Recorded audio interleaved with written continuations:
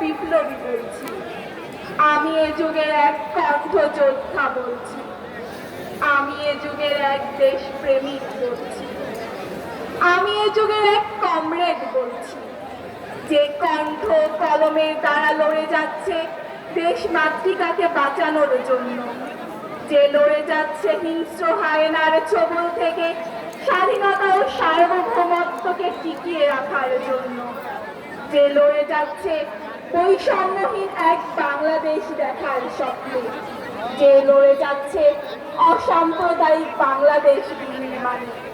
এ লড়াই অনেক কঠিন, এ পথ শত্রুর ফাঁদে মোড়া, তবুও আপোষহীন লড়ে যাব আমৃত্যু। জুলাই বিপ্লবের সকল শহীদের প্রতি শ্রদ্ধা রেখে আমি এখন আবৃত্তি করছি কামরুজ্জামানের কবিতা দীর্ঘতর জুলাই। ঘুমাতে পারি না, জুলাইয়ের রাতগুলো হীন হয়ে আসে, শরীর হৃৎপিণ্ড অস্থিমজ্জা অজস্র গুলির শব্দের আধার কালো 25শে মার্চের কথা স্মরণে আসছে যেন। ইলেকট্রন ফেল্ট স্ক্রিনে ছড়িয়ে যাওয়া রক্তস্রোত, এত রক্ত কোনোদিন কেউ দেখেনি এভাবে স্বাধীন স্বদেশে। কত দ্রুত লাফিয়ে বাড়ছে মৃত্যুর পরিসংখ্যান। প্রথম সাহসী যুবক আবু সাইদ রংপুরের ইতিহাসের মহানায়ক, যাকে খুব কাছ থেকে গুলি করে হত্যা করা হলো প্রকাশ্য দিবালোকে।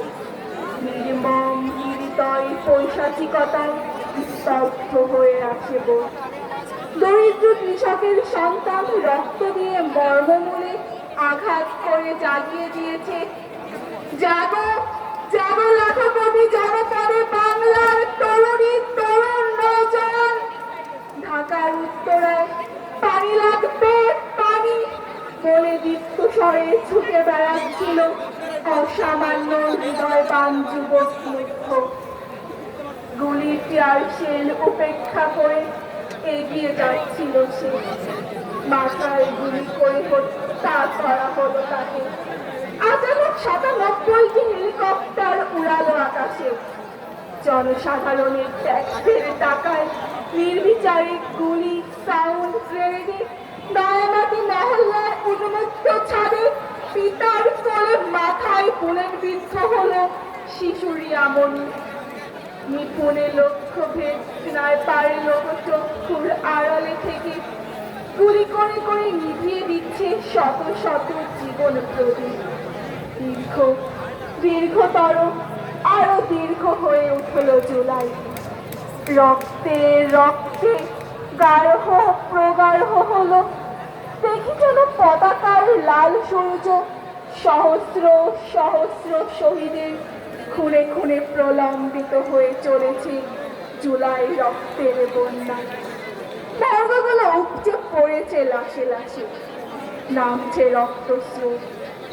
31শে জুলাই, 32শে জুলাই, 33শে জুলাই, 34শে জুলাই, 35শে জুলাই, 36শে জুলাই। রক্তের স্রোত থামেনি এখনো। প্রতিদিন শুনি মৃত্যুর সংবাদ। গুলিবিদ্ধ মুমূর্ষ আছে যারা নিবিড় পর্যবেক্ষণে শেষ নিঃশ্বাস ত্যাগ করেছে স্বৈরাচার মুক্ত বাংলাদেশে। বিপ্লব দীর্ঘজীবী হোক, মানুষের মুক্তি আসুক।